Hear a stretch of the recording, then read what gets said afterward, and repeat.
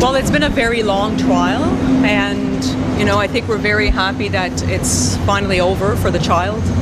It's been 4 years and 17 weeks from start to finish, so it's been a very long ordeal, and it's been multiple, as you all know, multiple weeks in court. And we're quite glad that justice was finally done and that the child can lead his life in peace. When we did go to CHIO, and they had prepared us before going in, saying that was the worst case that they had ever seen, was what was mentioned to us. When we walked in and we spoke with the young child, as I left, I just couldn't fathom a parent, and I couldn't fathom one of us doing something like that. And that will always remind with me. The one positive thing is that I now have a new little friend in my life with my family, and we are very lucky to have known him because he's a remarkable little man. This is going to be a long road for him, absolutely. We can't foresee how it'll play out in the future, but he is, I can't stress enough how strong he is, how remarkable, and I think a lot of it has to do knowing that the community was behind him and knowing that there's so many people, as he said in his statement, supporting him, loving him, caring him. And really that's all he ever wanted, was to be loved and accepted and cared for.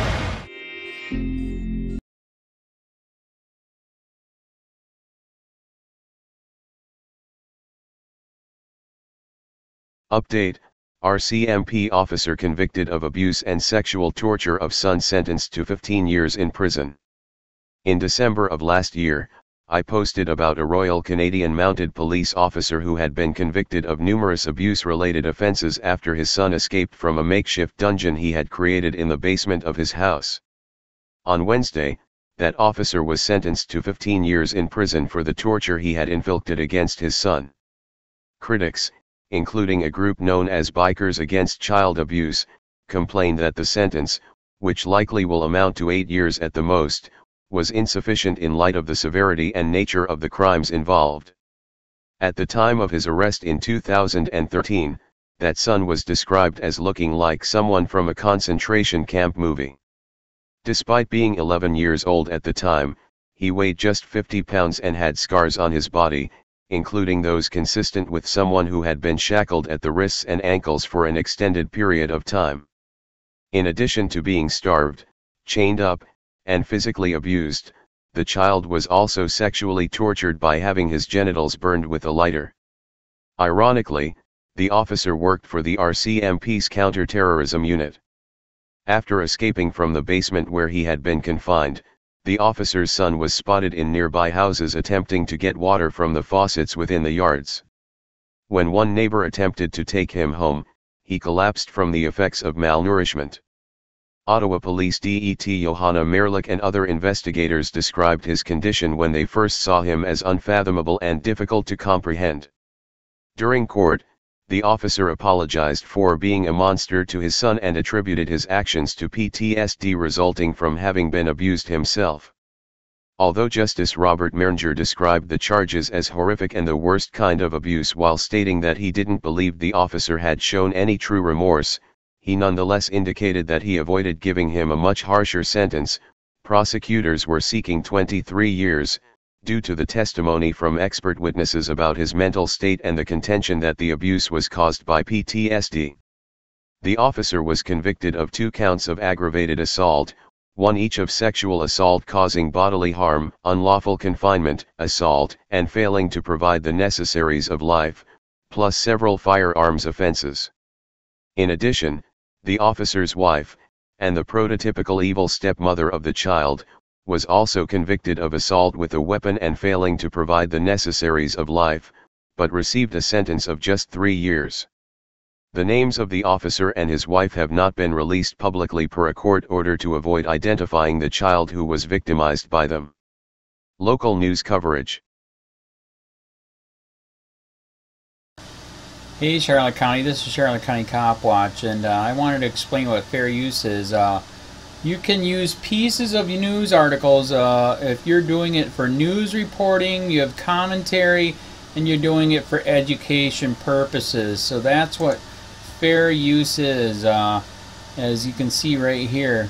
Another reason why I wanted to make this video is to let you know I have just joined with Patreon. A nice thing with Patreon, I make no money on YouTube. They took the money away years ago, and so this is another way to give, and it's a nice thing too because you can give monthly.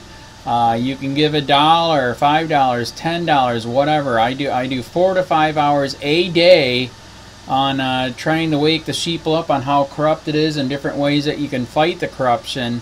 So Patreon is a way that you can do it, and then of course the old way is still there. Donate to Sheriff County COPWATCH with PayPal or credit card.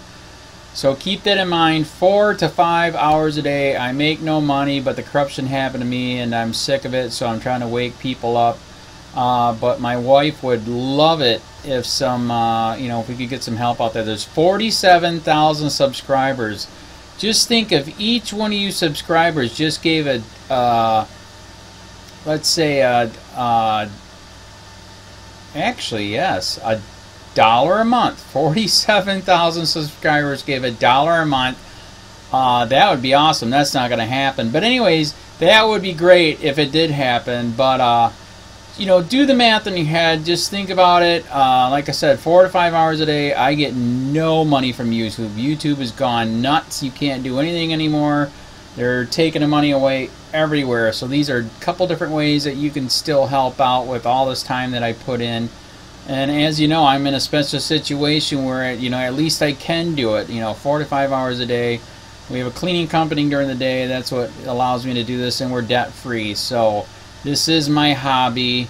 I don't go fishing and all that other crap. I try to save the world. So help me out to make the wife happy, man. In fact, if you guys did give $1 a day, and there was 47,000 of you, and you did it, and each of you gave $1, and that was every month, oh my God, yes, I could quit. I could start suing them. Another idea too that we have is, if I got, some funds, we could actually contact everyone that has been ticketed and or arrested and put in jail and start sending them postcards to let them know we're here, and to see if everything went all right, and if it didn't, find out their story. So we could even do more investigations and more lawsuits. Lawsuits take money. So just think about that. 47,000 of you so far right now. $1 a day.